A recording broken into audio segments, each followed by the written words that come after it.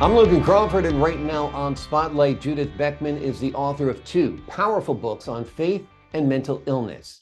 In Bible Comfort for MentalHealth.com Messages, she shares messages of inspiration and encouragement from her popular blog to help those affected by mental illness. In Overpowered, a story of faith and mental illness, she recounts the incredible journey of two people who found hope and healing through their faith in the face of seemingly insurmountable challenges. We're delighted to have Judith join us here today on Spotlight. We ask those viewing on YouTube to please like, comment, and subscribe for more exclusive content. Judith, thank you so much for joining me here today. Thank you for inviting me. It's a pleasure to be here. Pleasure is mine. I loved your books. I think there is a lack of faith and faith-based information when it comes to dealing with mental health. Do you have the same experience? Did you feel there was kind of a void there that you needed to fill? Yes, I did. Yes, because of my experience, I did feel it was important to share it and communicate that people do understand that people are in the same situation, have the same struggles, and my way of dealing with it in order to give hope. Let's tell the folks at home a little bit about your journey and your struggles. Okay. Well, the reason I'm so an advocate for mental health is because I've seen the suffering in my family members. My mother had relapses of mental illness, and which I remember coping with as a child when I saw her have a relapse. Then later on, my brother did have a breakdown in his early adult years. So there is so many frustrations surrounding that because it's a taboo topic, really. There's so much shame associated with having it, and it's not there's a stigma. People have not realized that it is a real disease, and I needed to show them that it is, and that God loves them. It's not a punishment, because of my background, my religious and faith experiences. I felt the presence of God, and I needed to depend upon him. And also that people are human. They have the same human needs, that this is a disease. It's not something that people want. It's not something that they can control. It's a serious medical condition that needs help, medical care. And to be open about it, I'm hoping that people will go ahead and get help, because in my experience, the problem was people not realizing it's an illness and thinking that it can be controlled by yourself or something. They weren't given, my mother was not given help for a long time. And then when she did get help, because she had to get help, she had collapsed and she had to be taken to the hospital. Then when she did get help, with the help of medication and at the mental health center, she recovered in about 6 weeks, full functioning again. So that was well over a year, that she suffered, which was needless, because people just won't recognize that this is an illness and get people help. About when was that your mother fell ill like that? What decade, what year? Well, she had her first breakdown in 1950. And as I think back, I'm glad we were in this era when that happened, because before 1950, there was no help. Right. Medication started coming out in the 1950s. So she had those available for her recovery, but she had given birth to twins. And following that, she had to go from the maternity ward to the psychiatric ward. She had a complete breakdown.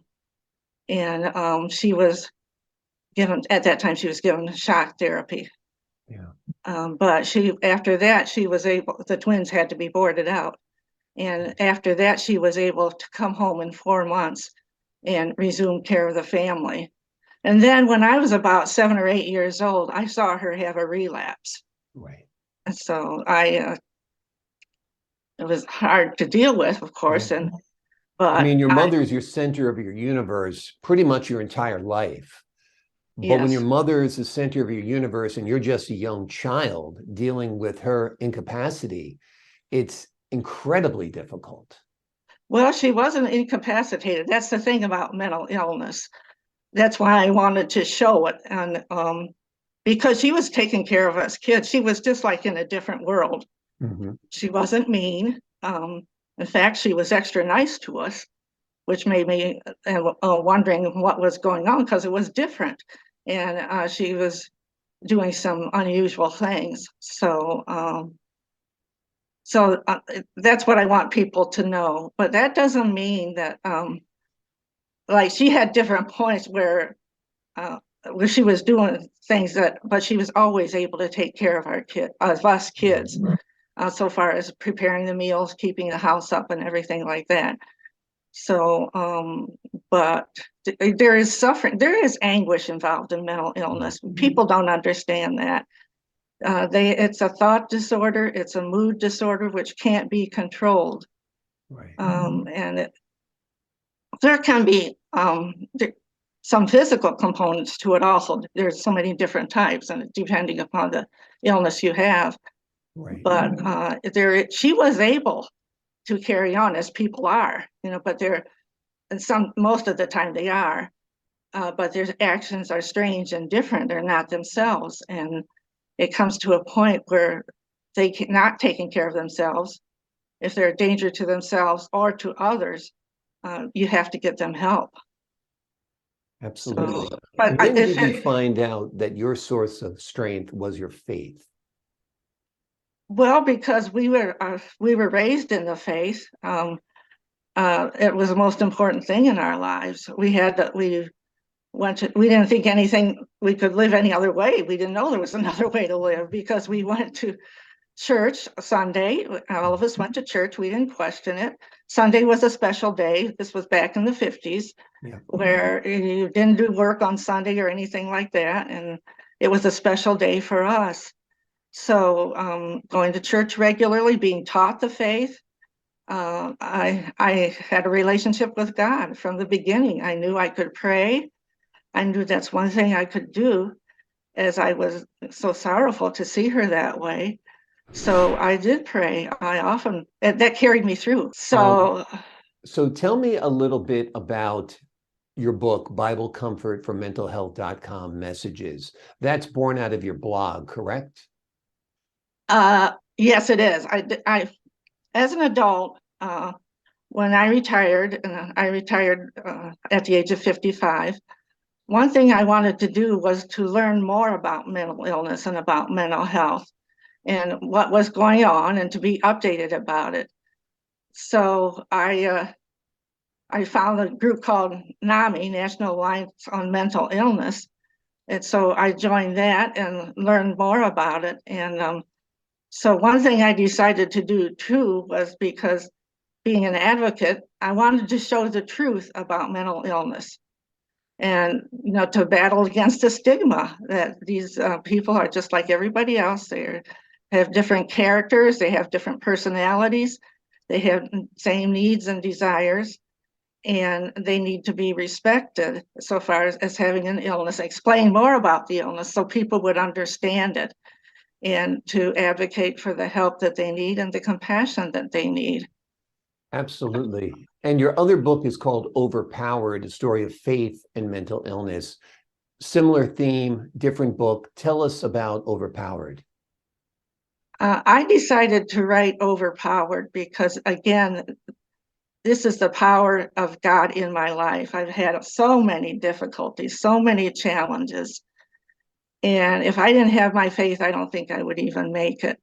Yeah. And so I wanted to show how God was with me in various situations, difficult situations, as I grew up and as an adult. And my husband too, he had some very challenging situations, but he kept the faith, and how he exercised his faith was just really amazing to me.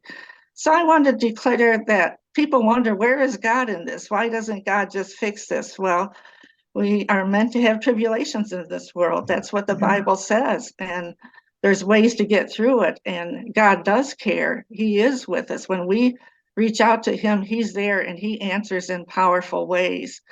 And so I wanted to show that. And that's why I call it overpowered, because whatever we went through, God was always there. Tangible ways, practical ways.